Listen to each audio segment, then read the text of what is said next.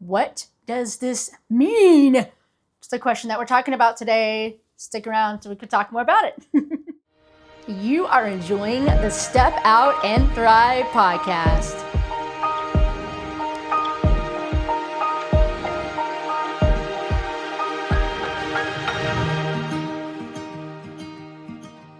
Welcome back to the Step Out and Thrive podcast. My name is Bethany B. Joy. And if this is your first time here, welcome.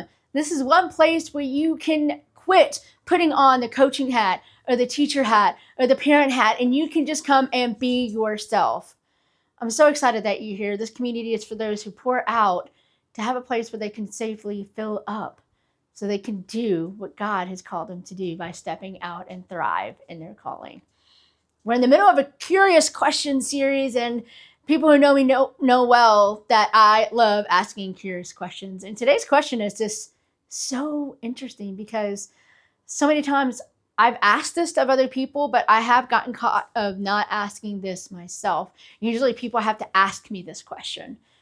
So the question today is, what am I making this mean?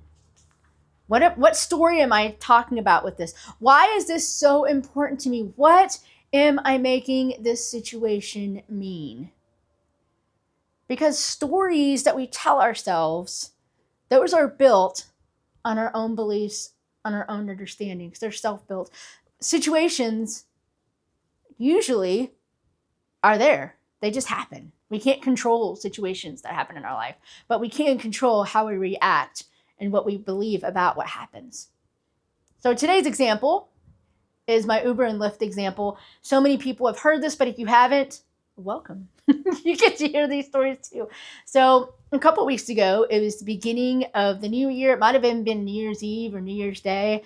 And me and my youngest were going to see a movie because my two other kids were doing something special. So we got to go and see a movie. We're so excited. And the Uber picked us up from home because y'all know I don't drive. My guide dog was with us. We had a blast at the movie theater. It was so fun.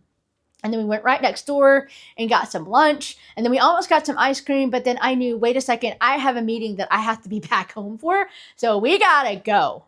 So what I did is I made sure that the Uber was ready to come pick us up. And then it happened.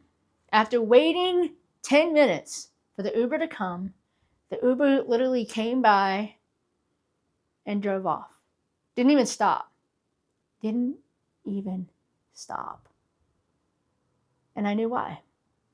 You see, I've been told after I got my guide dog that Uber and Lyft have this deal where sometimes they just drive off. They're not supposed to, but drivers freak out when you have a dog.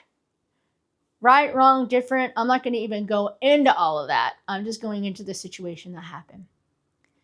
So me panicking and seeing the poor look on my little kid's face. I mean, he's not little, he's 12, but still wanting to be the mom, the adult in the situation. I quickly got onto the app and I did Lyft. I said, okay, Lyft is here. We'll try them. And what happened next blew my mind. After waiting another 10 to 15 minutes, we tracked it on the app, tried to make it exciting for my kid. And sure enough, the car came and he stopped. So we're like, yes, okay, here we go. We stepped off the sidewalk, came close, and then he put his hand out the window. He said, is the dog coming too? And I said, well, yeah, it's a service dog. He's a guide dog. I'm blind. And the guy went, no, he's not coming in my car, rolled up the window and drove off. 2 cars in a row, y'all, and we're still stranded trying to get home for a meeting.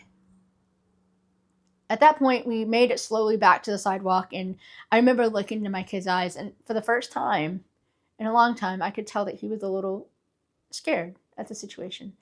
And deep down, honestly, I was too. Uber in the background had been going ahead and just assigning us another ride. I didn't know this was even happening. So, meanwhile, 10 minutes later, an Uber guy drives up and parks. And I just remember us both being kind of holding our breath, hoping that this would be the ride. And sure enough, didn't even blink twice. Got right in and we left. We made it home. But I remember, and y'all know me, I was doing check-in Thursday, which for my groups is a live Zoom group where we get to check in and we get to share how we're feeling. And I was struggling that day, just keeping it real. I was coming in, literally banging in the door, getting on the Zoom call after all of this had happened. And I'm kind of glad because I got to share with that group how I was feeling. I was ticked. I was so angry at what happened. And the great thing is that somebody in our group asked me that question. And they admitted, like, man, Bethany, we feel angry with you. Like, we can't believe this happened. How dare they do that? But then somebody asked me, Bethany, what is this story meaning to you? What's the real meaning behind this? And I realized the real meaning was that I fight so hard to do what I need to do in order to be comfortable outside of this house.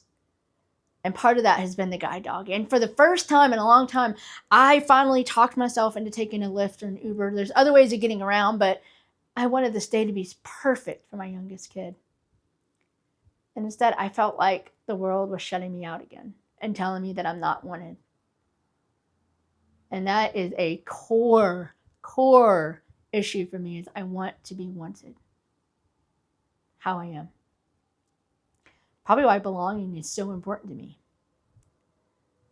But see, I was telling me my story that they really didn't want me. And it had nothing to do, honestly, with me. It had everything to do with how this dog was coming in their car and they didn't want to take the time to clean up after the dog. Or, I mean this in a nice way, a lot of people bring their, quote, service animals that aren't really service animals and ruining it for the rest of us. But anyway, I'm not going to go into all that. But you can see where I already made this huge story in my mind about how I'm not wanted, how I can't really be myself out in public, all this stuff. And that wasn't the case at all. All it took was that one question from this person in the group to me that made me back up and go, whoa, there's other stuff going on here that I did not realize. So I had to rewind and really get curious about, okay, what's really going on with me? And what is the true story that's happening here? So do you see how powerful this is? It allows us to go deeper, allows us to get curious about, okay, what am I really believing here? What do I have control over, which is the beliefs and the way that I'm viewing what happened? And what do I not have control over? So I decided I was going to reach out to Uber and Lyft, both of them. And Uber went above and beyond. Lyft, on the other hand, did not. But Uber apologized and even gave me all my credits back. And we worked together to try to make this a little better. But again, I can imagine what would have happened if I came to them with a story that was going on in my head. It probably would have sounded a whole lot worse. But because I'd stopped, because I'd processed that with my group, I was able to send a calm reply to them and engage in a very curious conversation. So you can see how powerful this question is. So what situation in your life right now is maybe something that you may be taking a little bit too much meaning out of? It may have taken root into a lie that you believe that you didn't realize that was still there. It's a really good conversation sometimes, especially in a heated argument or disagreement. You have to be very careful how you use this, but if you use this to yourself, not to your other person that you're arguing with or disagreeing with, you ask this to yourself and go, what am I taking away from this moment right now? It's usually not about the thing being discussed at all. It's usually something much deeper. And if you can take ownership of your part, it's a lot easier for the person to take ownership of theirs. I hope this question was helpful for you to ask yourself and to get curious. And again, this is all to help you really go deeper and create deeper relationships. I hope this is helpful for you. And remember, dare to do more than just survive. Get curious. Find the real meaning so that you can step out and thrive. See you guys back next week. Bye.